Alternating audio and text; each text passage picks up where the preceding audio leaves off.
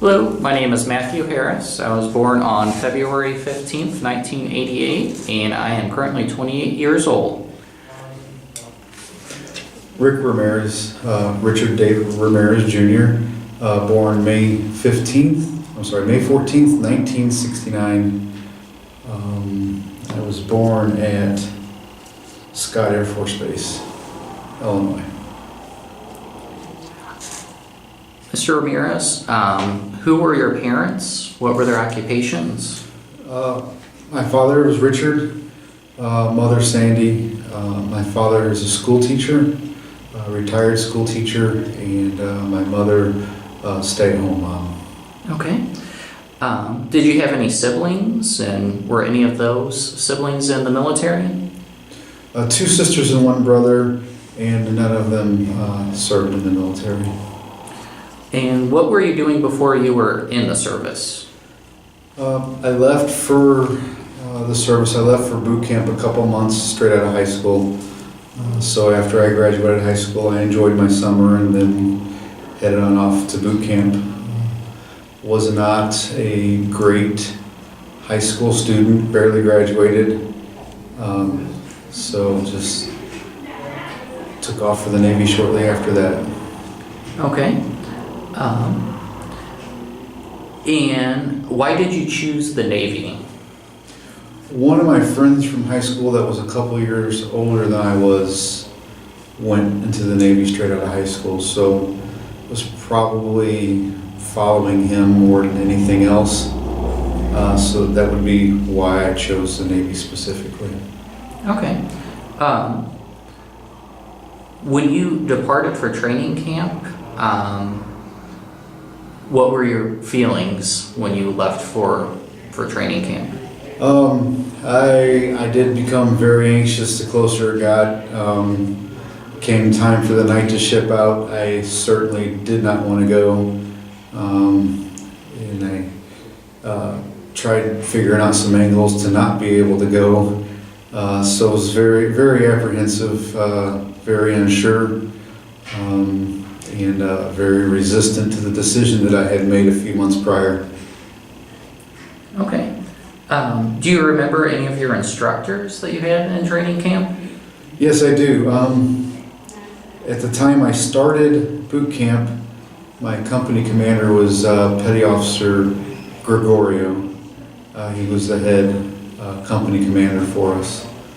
I do remember him. For boot camp wise, I would say I remember him fondly. The whole boot camp strict type of guy, but I certainly knew he had the interest of us, was his top priority, making sure that we were shaped properly for military service. By the time I finished boot camp, just the short period of time I was there, he went from petty officer to senior chief.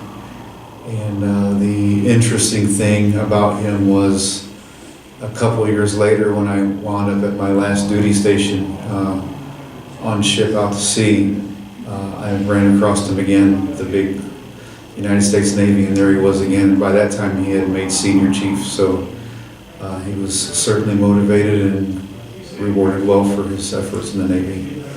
Good. When you were in training, did you receive any specialized training? No, I don't. I wouldn't say we received specialized training. The first day arriving on station for boot camp, they said the words that you don't want to hear when you're in boot camp. They called my name directly, made me a little nervous. But I did have some musical background in high school. And they were looking for a special company of trainees that could do live performances. So that got me pulled to the side. So special training we didn't do. In a nutshell, the company I was assigned to for boot camp, we finished boot camp in about 4.5 or 5 weeks. And in that time we trained for performances, and we traveled to San Diego Chargers games and special retirements and did activities like that. So we really crammed a lot of boot camp in, and then I did have the opportunity that most others don't have during boot camp to travel and do some live performances, military style performances. Okay. Where all did you serve?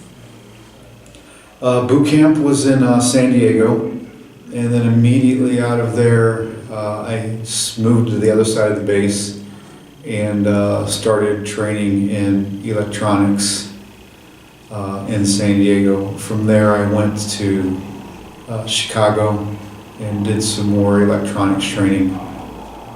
From Chicago, I went down to Memphis and switched to aviation, and then specialized training in aviation electronics on inertial navigation units in Miramar. And then from Miramar, my duty station in Whidbey Island, Washington, is where I spent the balance of my active duty time. Okay.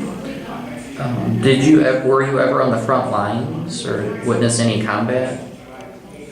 No, I didn't witness any combat. From my duty station in Whidbey Island, I was part of a sea operational detachment, so I was assigned to the USS Ranger out of San Diego, and they would fly us from Washington State down to San Diego whenever the ship left port.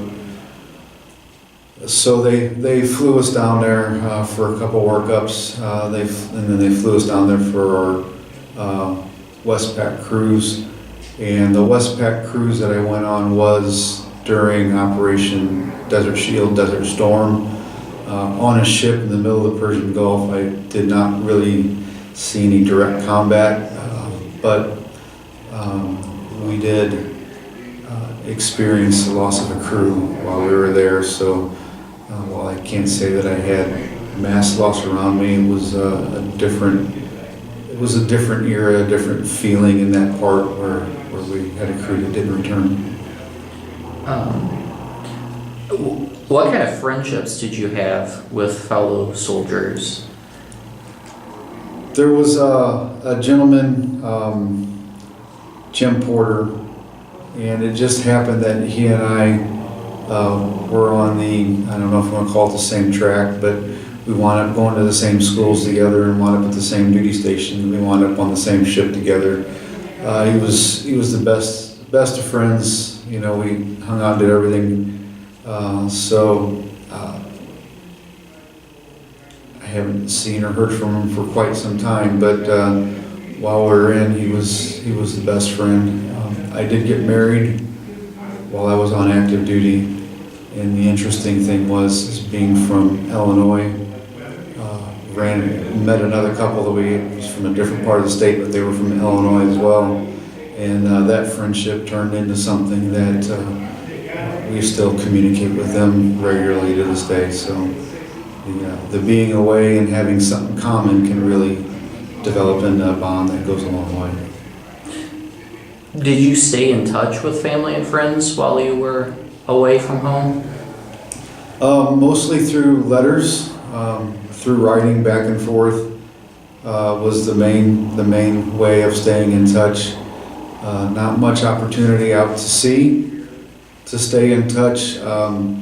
Technology has advanced tremendously, but when we were out, they had what they called Mars radios, and I'm not even sure what the acronym stands for, but they were ham radio operators positioned throughout the world. And every once in a while, they would open up the Mars station on ship, and we could talk through the ham radio to the other ham radio operators, and they would patch through a phone call. So they would tie into the phone lines, and I was able to speak to my wife a couple times through the Mars stations. That was very rare, and it was primarily letters back and forth. Okay. What did you like to do on your spare time while you were off duty when you were serving? When we were out to sea, we played a whole lot of cribbage. Learned how to play cribbage, and that's what we did when we were out to sea.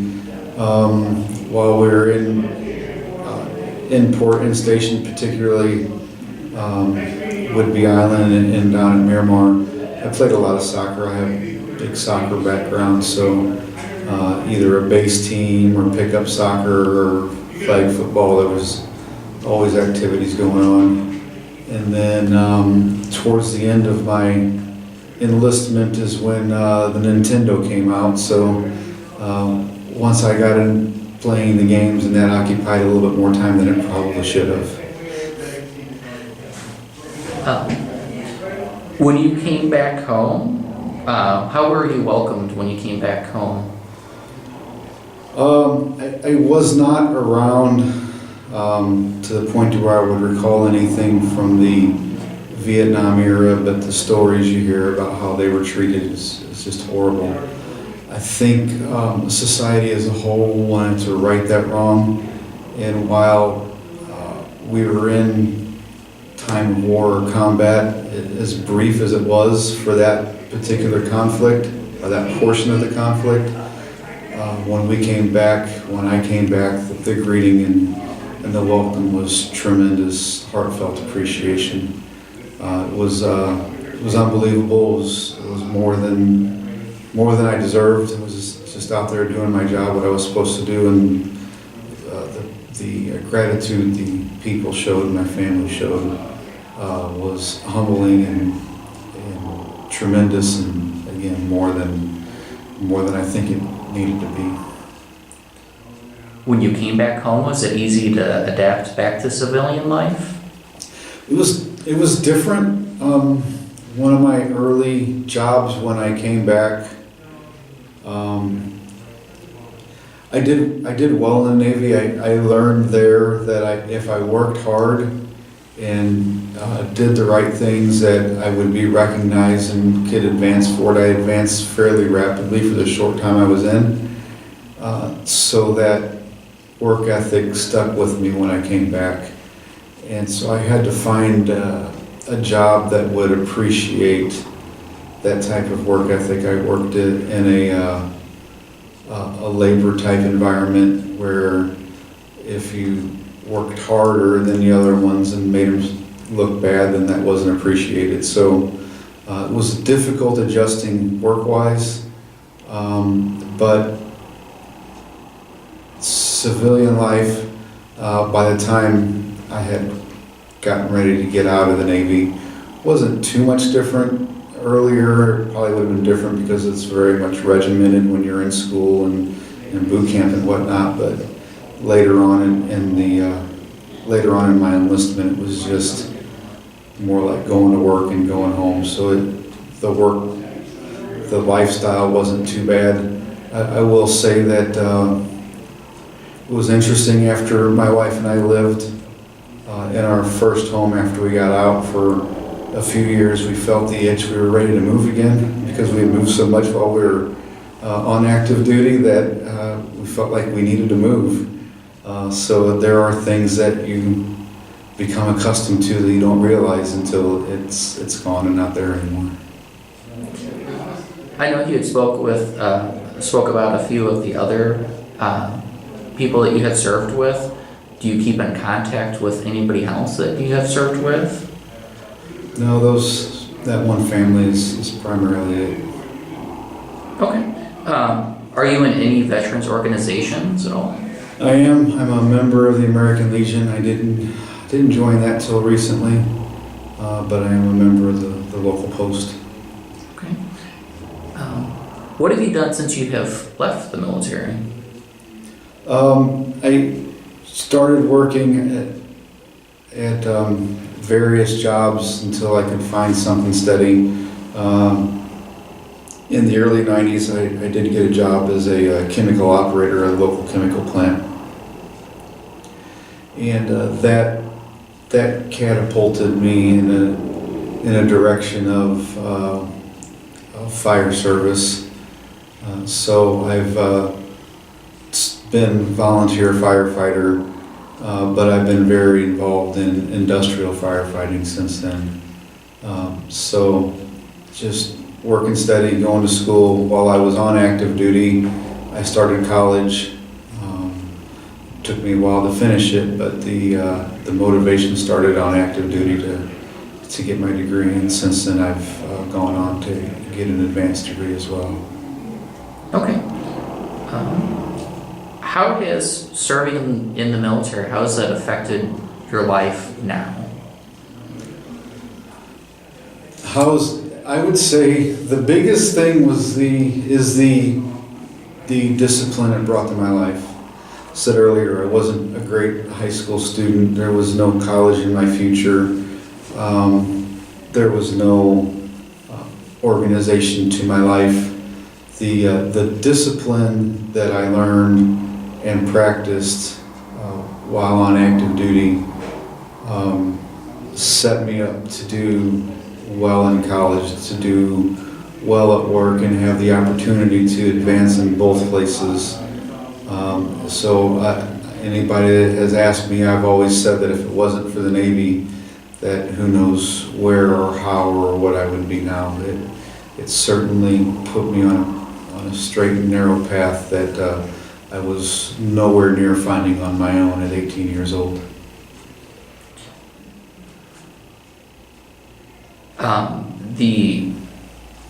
How has it changed your view on the military with you serving? Has it changed your view having served in it prior to how you felt about it beforehand?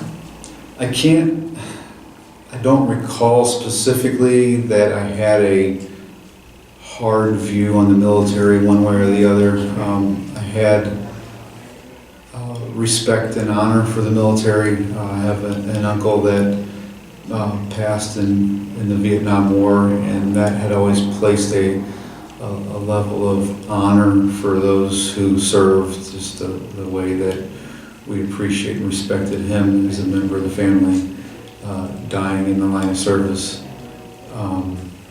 So there's always been a tremendous amount of respect for the military, and having served, I think that was just solidified even more, even deeper. It's not the prettiest or the most beautiful thing to go out there and serve and have the younger generation go through that, but it is something that we have to do if we want to maintain our nation as great as she is. We have to have the people that are willing to do that, so that's where the difficulty comes in. Is there any messages that you would like to leave for future generations? I would say if you are considering serving, I would always encourage someone to do it. For me, it was a life changer. For me, it was a great direction for my life. I did serve with people that didn't want to be there, and so I would say to anyone else that if you're not sure, if you don't want to do it, don't want to do it, then don't. It was a drag on the system. It was a bring down to the people that were there trying to do the right things. You know, in a time like that, the build up to the offensive, we didn't know what it was going to be like. We didn't know what to expect. So there was a lot of nervousness, a lot of uncertainty. And in a time like that, to have people detracting from the mission wasn't necessarily the best thing that we needed around us. So if you're not sure, then don't do it. If it's not for you, don't do it. But if you have an inkling, it's one of the greatest experiences of my life. Is there anything else that you'd like to talk about that we haven't talked about? I think you've covered quite a bit of it.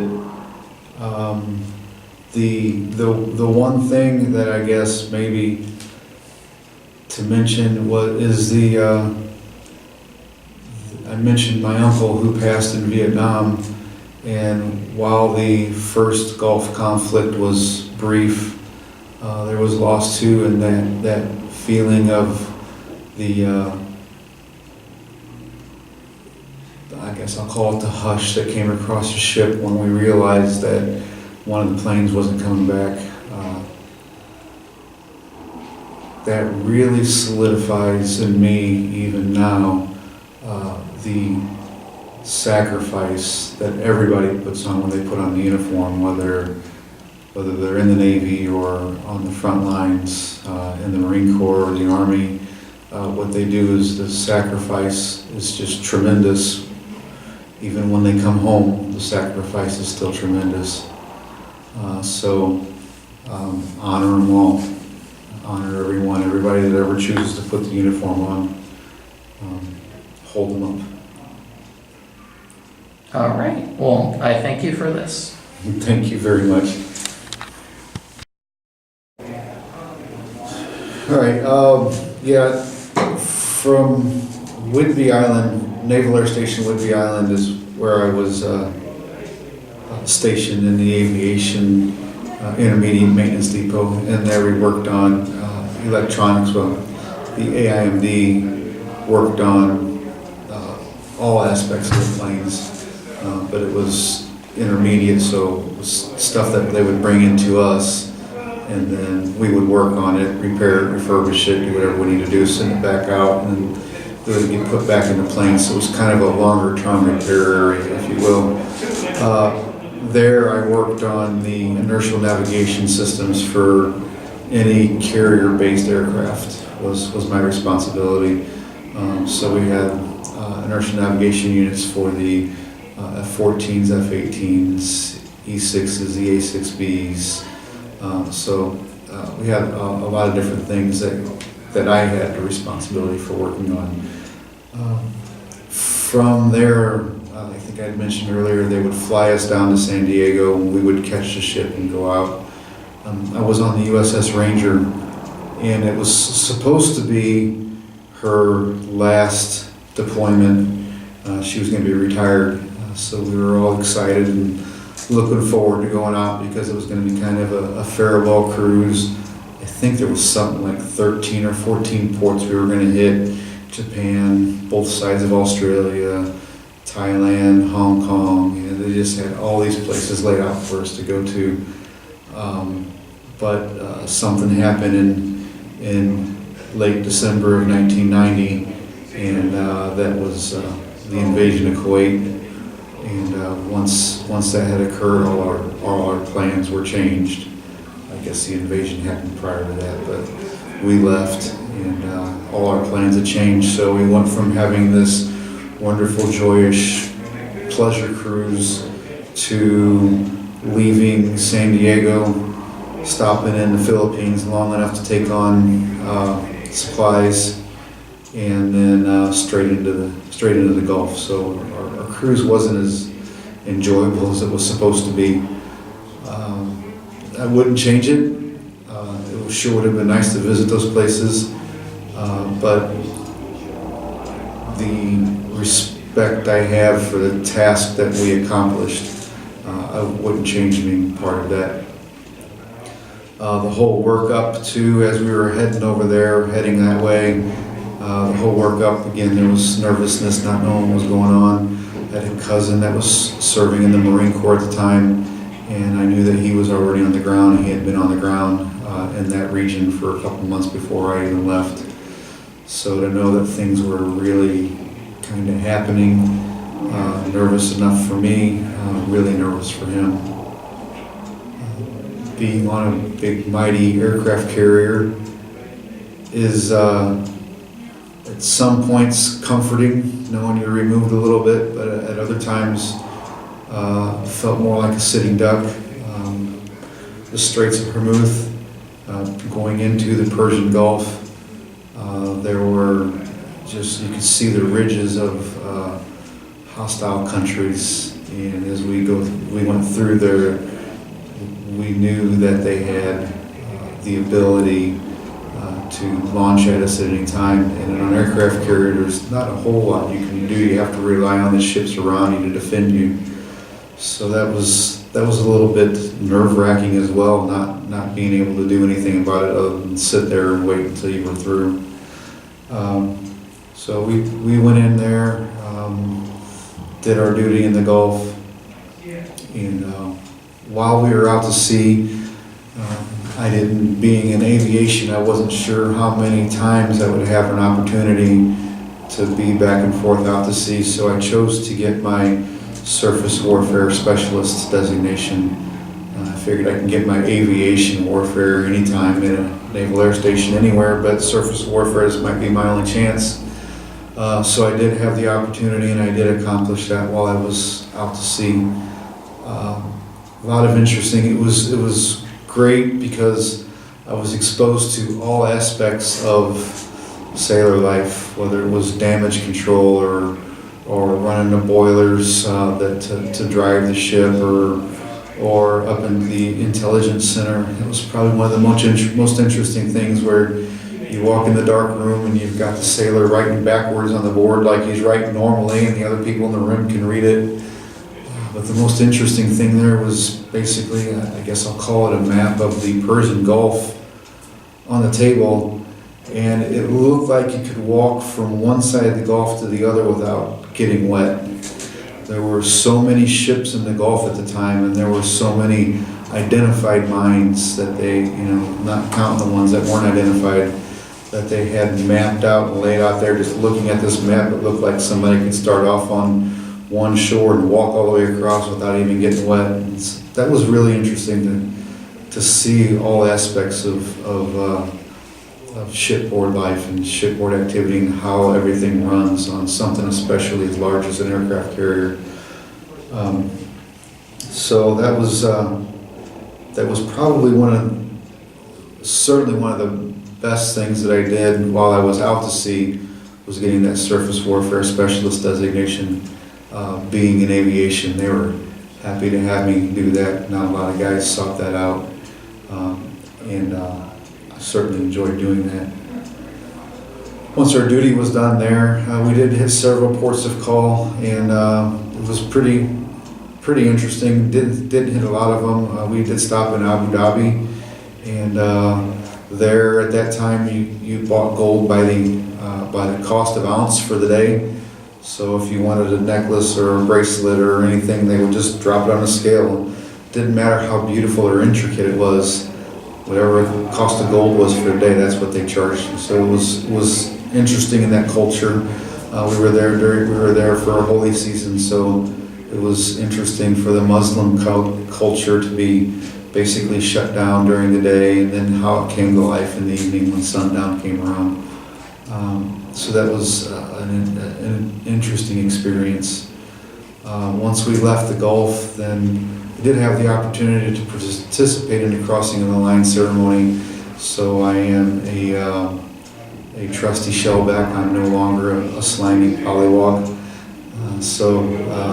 That's a custom that I hope and I'm sure is still alive today. And again, it's one of those unique things. There's not very many people in the world that get to participate in a ceremony like that for crossing the equator.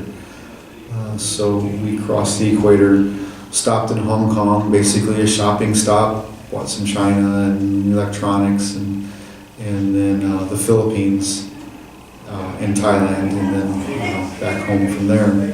Stopped in Hawaii, and again, one of those, Hawaii is part of the United States, obviously, but it's one of those things that it's just humbling to be there at the Arizona, humbling to be there in Pearl Harbor and experience that. And the military gave me, the United States Navy gave me the opportunity to visit these places and do these things. And I never would have been in Abu Dhabi, or I don't think I ever would have stood atop the Arizona had it not been for the opportunities afforded me by the United States military, the United States Navy. So the opportunity to serve your country, do something great, but there are certainly benefits that come along with it. So by the time I got out off of active duty, when I was discharged, in the 4 years I had passed the test for E5, but not been awarded it yet. Once I got off active duty, I did a couple of years reserves, staying in the aviation field, made E5 there. But the reason I got out was because I wanted to go further in the Navy. Doesn't make much sense, does it? But I wanted to be an officer, so I needed dedicated college time, a class here, a class there out to sea, and the workups didn't allow for the time that I wanted to be able to go to college and get what I needed to become an officer. So when I left active duty with the intention of finishing college to be able to go back in as an officer, but as political climates change within the country, the Navy or the military also changes. So with the election of a new president and some different viewpoints on the military got smaller. And at that point, once you were prior service, then they weren't allowing anyone prior service back in. So that kind of nixed my ambition of furthering my naval career. But the Navy gave me some great opportunities to move forward in my life on the outside. Certainly gave me a leg up in a few other things. And I think that's probably about it for me today. Well, I really appreciate your service. It was an honor talking to you today, and I thank you. Thank you very much.